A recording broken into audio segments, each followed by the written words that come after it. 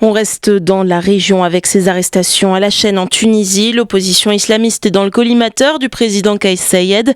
De nouvelles arrestations au sein du mouvement Ennahda en début de semaine. 2 hauts responsables sont concernés, parmi lesquels le remplaçant par intérim de Rached Ghannouchi, lui-même en prison depuis le mois d'avril.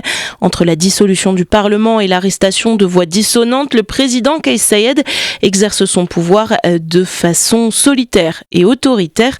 Mais comment réagit l'opinion ? Le chef d'État est-il toujours aussi populaire ? Nous avons posé la question à l'historien et spécialiste de la Tunisie, Vincent Gesser.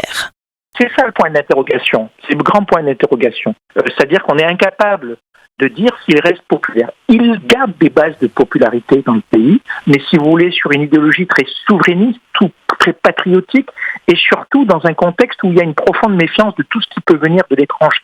En Tunisie, il y a une montée d'idéologie anti-étrangère qui touche aussi bien les migrants subsahariens qu'elle touche tout étranger, y compris les journalistes étrangers, les représentants d'ONG. Il y a une sorte de complotisme, de conspirationnisme. Du fait, ça fonctionne.